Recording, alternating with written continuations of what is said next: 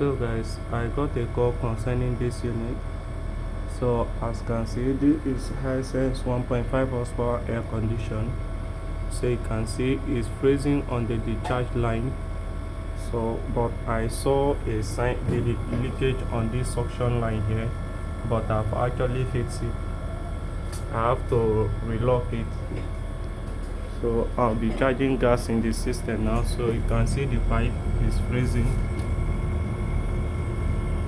You can see one of this small pipe now is freezing. This is discharge line. One of this discharge line is freezing. Know that there is having low of gas. So and the gas need to be replaced. And before you replace the gas, you need to look for the place that is having the leakage. So after fixing the leakage, that's when you'll be thinking of replacing the gas. So you can see now the unit is running. So I'll be checking the amount of gas that is inside the system now. So you can see this is my gas. I've not opened it yet. It's still new. Refron 22, and this is the original of this gas. So you can see it's 4-leg original refron gas with the seal. So I'll be charging the system with gas now, but let me check the amount of gas that is inside the system first of all. So here is my manifold gauge. So guys, this is when I finally connect my charging hose to the line. So this is when I finally connect it to the line. So now this is the level of the gas that is inside the unit. The gas is very low. You can see it's on 20 psi. It's very low. So I'll be charging the system with gas. So if today is the first time you're coming across my video, please do well to follow this page, like, and also share this video so that others can see and also benefit from it. Do well to, and if you have any opinion, you can also put it under the comment section and actually attend to you.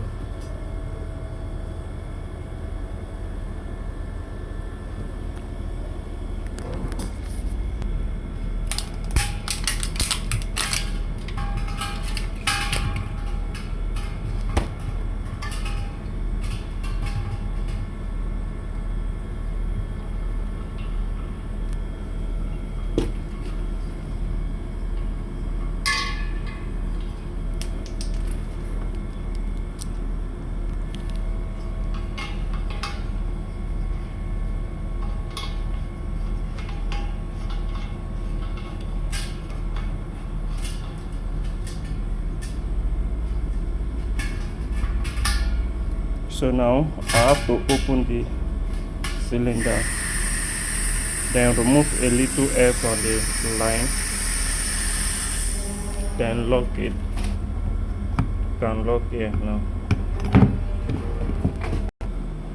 So guys, because the gas is a full cylinder, because this cylinder now is the gas is full, so you don't need to turn the cylinder upside down while you want to charge the system with gas. You don't need to turn it upside down. You leave it like this and you still get the accurate gauge on your air condition and the actually cooling. So now let's charge the system now. So I need to open this line for the gas to flow through. So you can see now it's going. The gas is going into the system. So let's see the ice. You can see the ice have started defrosting because gas is getting inside the system. You can see started defrosting. So if I was not using gauge while charging this system, with my imagination I could have said the gas is okay because the ice have already cleared from the pipe.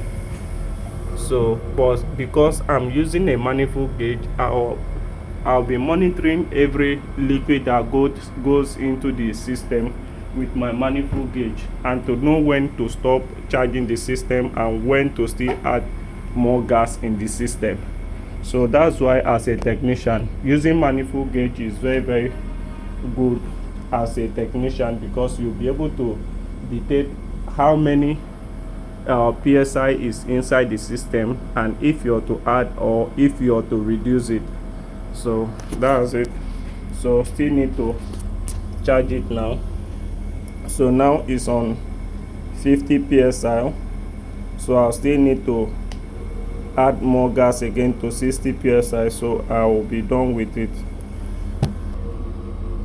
So now the gas is at the right gauge, you can see. So this is the right gauge now. It's on 60 psi. There are some gauges that have 60 here, but this one, after the 50, you'll be able to count from here to this side. That's when you'll be getting the 60 psi. So I'm done charging the system with gas, and the unit is running very well, and the cooling is active. So thank you for watching the video. See you next, and do well to share this video and also follow if today is the first time you're coming across my video. Bye.